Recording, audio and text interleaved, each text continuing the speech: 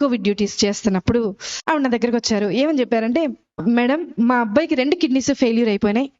ఆ 2 కిడ్నీస్ ట్రీట్మెంట్కి ఎక్కడికి వెళ్ళినా సరే అందరూ కోవిడ్ ట్రీట్మెంటే చేస్తున్నారు, కానీ మా అబ్బాయికి ట్రీట్మెంట్ చేయట్లేదు. మరి ఏదో ఒక విధంగా మీరు కొంచెం సిఫార్సు చేస్తే, మీ పై అధికారికి సిఫార్సు చేస్తే మా అబ్బాయిని అడ్మిట్ చేసుకుని, బెడ్స్ ఖాళీ లేవు. 2 కిడ్నీస్ ఫెయిల్యూర్ అయిపోయిన పేషెంట్ని అడ్మిట్ చేసుకుని అక్కడ పెట్టుకుని ఎలా చేస్తారు? చేయలేని పరిస్థితి. నేను అంటాను, ఒకసారి డాక్టర్ గారిని అడిగి చూస్తానమ్మా అన్న. డాక్టర్ గారిని అడిగితే డాక్టర్ గారు అన్నారు, 2 కిడ్నీల ట్రీట్మెంట్ ప్రస్తుతానికి మనం స్టార్ట్ చేయాలి అని అన్నా బేసిక్గా ఒక రోజుకి 24 గంటలకి 1.5 లక్షల రూపాయలు అవుతాయి. కార్పొరేట్ హాస్పిటల్ అది. మరి వాళ్ళు కడతారా? నేను ఆవిడ దగ్గరికి వచ్చి అడిగాను. ఆవిడ ఈ బైబిల్ చూపించి అంది, అమ్మా నాకు వెనక ముందు ఎవ్వరు లేరు, నా దేవుడే నా దిక్కు, నేను ఎక్కడికి వెళ్ళి వెతకలేను, అడగలేను, దేవుడిని పట్టుకుని చెప్తున్నానమ్మా, 24 గంటల టైం ఇవ్వు, రేపటి లోపల కట్టేస్తాను. మీరు ఎక్కడైనా చూసారా హాస్పిటల్లో డబ్బులు కట్టకుండా ముందు జాయిన్ చేసుకునే వాళ్ళు ఎవరైనా చూసారా? ఆవిడ రిక్వెస్ట్ మేరకు పై డాక్టర్తో రిక్వెస్ట్ చేస్తే జాయిన్ చేసుకున్నాం. సరే, ట్రీట్మెంట్ జరుగుతూ ఉంది. చూస్తూ ఉన్నా, మొదటి గంట చూసా ఆవిడ ఏం చేస్తుంది, ఎవరికైనా మెసేజ్లు పెడుతుందా, ఎవరికన్నా వాట్సాప్లో మెసేజ్ పెట్టి డబ్బులు ఏమన్నా డొనేషన్ లాగా గ్యాదర్ చేస్తేమో. మధ్యాహ్నం 11:30కు ఆ సమయంలో అడ్మిట్ చేశాం.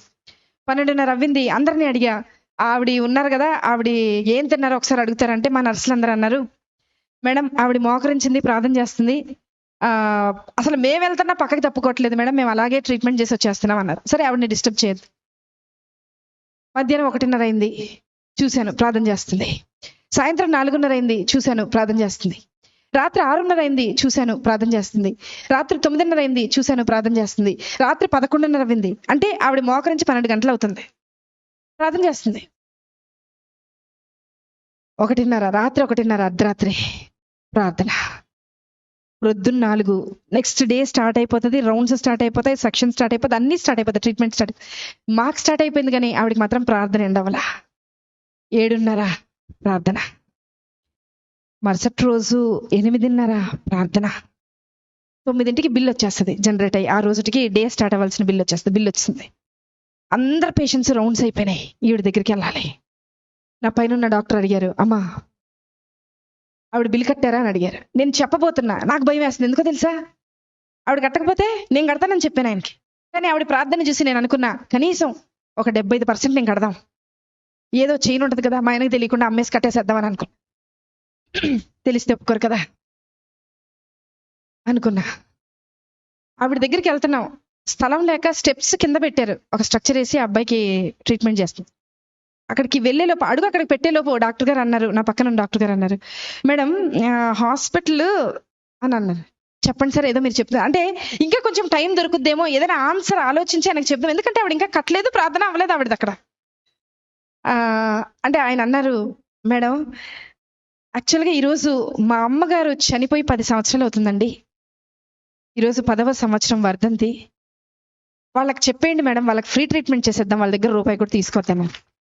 నేను వెళ్ళి లేపానావండి, లేపి తీసుకొచ్చాను.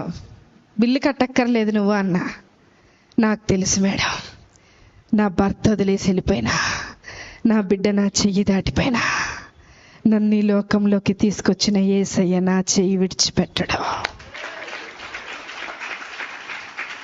ఒక మాట చెప్పనా, ఆవిడ సెటప్ బాగాలేదండి, చీర మొత్తం చినిగిపోయింది, బ్లౌజ్ చినిగిపోయింది, జుట్టు సరిగా దవ్వలేదు.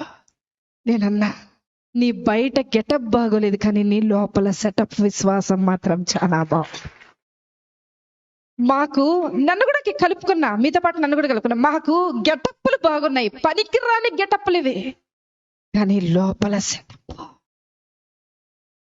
లేదు. బయకి గెటప్ ఏ ఉపయోగం?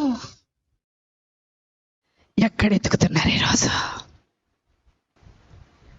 వద్దాం ఏసై దగ్గరికి, వద్దాం ఏసై దగ్గర ఎత్తుకుతాం, ఏసై దగ్గర వెతుకుతాం. ఆవిడలాగా 24 గంటల ప్రార్థన నేను ప్రారంభించమని చెప్పట్లా, ఆవిడలాగా 10 గంటలు చేయమని చెప్పట్లా.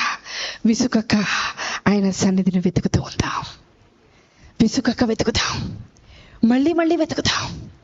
ఖచ్చితంగా నిశ్చయముగా ఆయన నీ పక్షాన కార్యము జరిగించునుగాక. ఆమేన్.